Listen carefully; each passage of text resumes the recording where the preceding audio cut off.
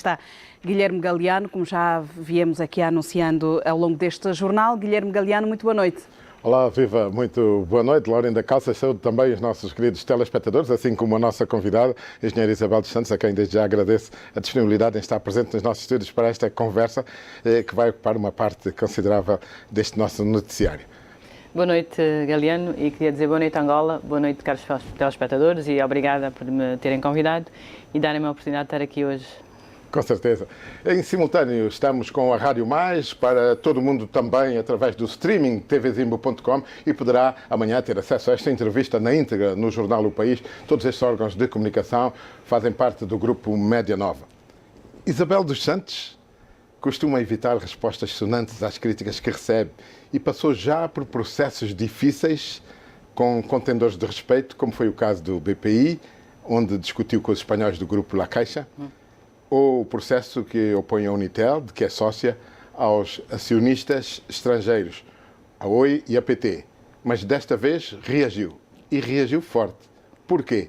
Afinal de contas, todas as pessoas têm direito à defesa do seu bom nome, honra e idoneidade.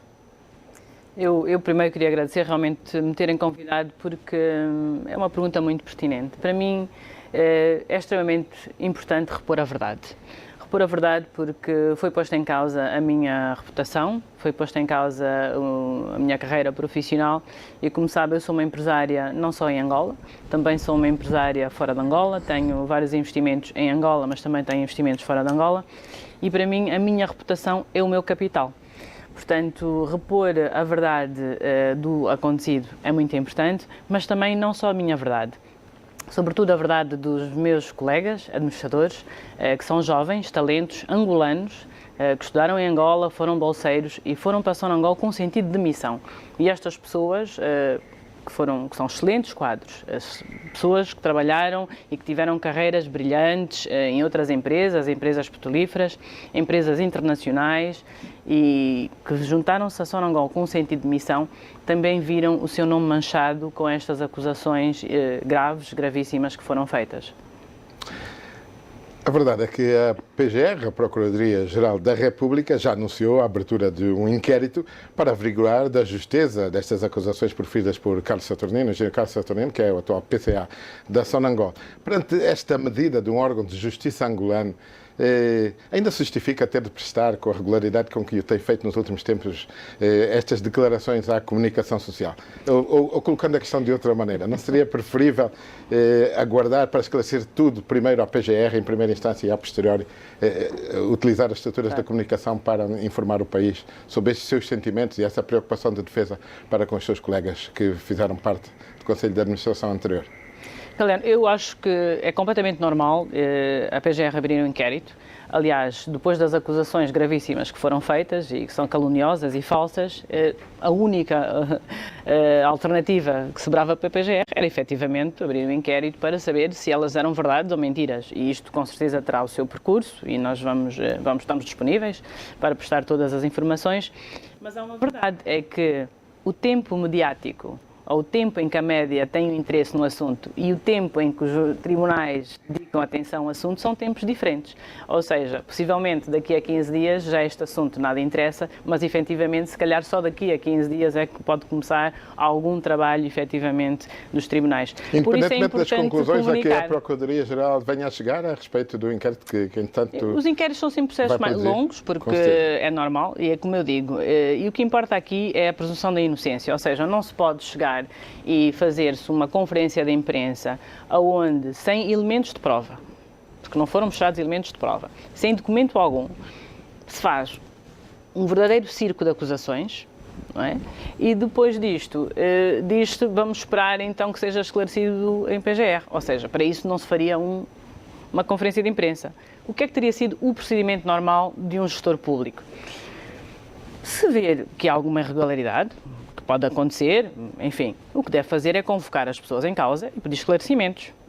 Depois de pedir esclarecimentos, se não se encontrar suficientemente esclarecido, então aí pode ir ao seu órgão de tutela, nesse caso ao Ministério dos Petróleos, reportar alguma irregularidade e pedir que seja estabelecida uma comissão e que a comissão averigue o que é que aconteceu, se efetivamente se há ou não matéria. Ora, nada disto foi feito. Nós nunca fomos convidados a prestar essa sua constatação, a engenheira já reagiu, dizendo que pedia precisamente provas documentais ao engenheiro Carlos Saturnino e dava-lhe inclusive 24 horas para que essas provas fossem apresentadas, caso não, colocaria a questão na Justiça. Já passaram mais de 24 horas. Já colocou a questão na Justiça ou desistiu de fazê-lo? Portanto, eu estou a trabalhar com os advogados, não só eu, mas também os outros membros do Conselho de Administração, estamos a trabalhar com os advogados e estamos a reunir o nosso processo para dar entrada, dentro dos prazos permitidos por lei, para dar entrada ao processo de queixa-crime por difamação contra Carlos Saturnino. Porque, efetivamente, o que foi dito foi difamatório, foi calunioso, nós ficamos chocados, achamos que não era esse o procedimento correto e então temos razão de apresentar a queixa que apresentamos. Queria também dizer uma coisa que é muito importante, que é que este Conselho de Administração que eu presidi na Sonangol foi o Conselho de Administração mais jovem até a data. Ou seja, se olhar para os antigos Conselhos de Administração, eram Conselhos de Administração muito mais velhos do que nós. Também foi o primeiro Conselho de Administração que incluiu membros que não eram membros, ou seja, que não eram filhos da casa, que não vinham da Sonangol. Uma grande parte dos administradores, dos antigos administradores, vinham ou de empresas petrolíferas internacionais ou do setor privado. Portanto, era realmente um Conselho de Administração muito diferente. Por outro lado, foi também... A evocação que faz à juventude do Conselho de Administração que integrou, falo a que propósito? A juventude nem sempre significa mais conhecimento, pode também significar menos experiência. Com Neste certeza. Contexto a que se quis referir? Não, com certeza. E é aí que é muito, muito relevante o que digo. Este Conselho de Administração era jovem e experiente, ou seja, tinha trabalhado mais de décadas, em alguns casos 15 anos, 20 anos. Tivemos, uma das administradoras foi presidente da Chevron no Brasil. Ora, o Brasil, com o pré-sal, é sem dúvida um dos maiores investimentos da Chevron. Um dos outros administradores foi presidente da ESSO em Moçambique para dirigir toda a investigação e todo o investimento e todo o desenvolvimento do gás. Isto não eram jovens sem experiência, eram jovens com muita experiência, jovens muito capazes, sobretudo jovens angolanos, e que foram para Sonangol com sentido de missão. A verdade é que a senhora engenheira, numa recente entrevista concedida ao jornal português, o Jornal Negócios, culpava os partidos da oposição pelos ataques à gestão da Sonangol durante o seu mandato. Mas claramente nenhum ataque foi tão contundente quanto este que foi feito pela atual gestão da empresa, que entretanto foi nomeada pelo chefe do executivo, que é apoiado pelo seu partido de coração, o MPLA. Qual é a leitura que faz desta situação? Eu gosto que realmente fique claro que a mudança que nós queremos na Sonangol foi profunda. Nós cortamos muitos custos, nós cortamos cerca de 40% dos custos de contratos. Ora, não tenho dúvidas que mexemos com interesses financeiros, não tenho dúvidas disso, e que estes interesses financeiros, com certeza, que não viram... Interesses financeiros que vêm da oposição? Não, interesses financeiros externos a Sonangol. Ou seja, interesses financeiros que durante muitos anos viveram das debilidades da empresa, a empresa tinha debilidades, precisava... Mas ao mesmo tempo interesses nacionais. Eu não diria que são Externos, necessariamente só nacionais, não posso dizer se são nacionais ou não, mas que são interesses externos à empresa. E estes interesses externos, efetivamente, alimentaram, eu acredito que alimentaram, campanhas contra o antigo Conselho de Administração.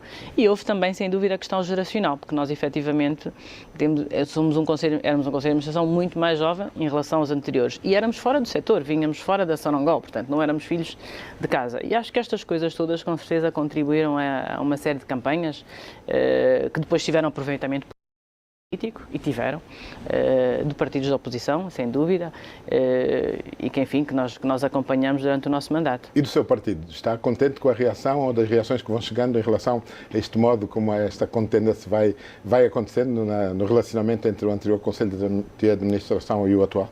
O projeto de reestruturação da Sonangol faz parte do programa do governo atual. Ou seja, está incluído no programa de 5 anos do governo atual. E este governo está conectado com um partido, que é o seu. Sem dúvida, sem dúvida. Por isso, como digo, o projeto de restauração da Sonangol faz parte do projeto do governo. Eu acho que o Conselho de Administração que está à frente da Sonangol tem agora que pensar efetivamente qual é a visão para a Sonangol. E, infelizmente, nós não ouvimos, na apresentação dos 100 dias, pelo menos a nosso ver, ficou bastante aquém de qual é o futuro da Sonangol? Para onde é que ela vai? Como é que se vai resolver a questão da dívida? Quando é que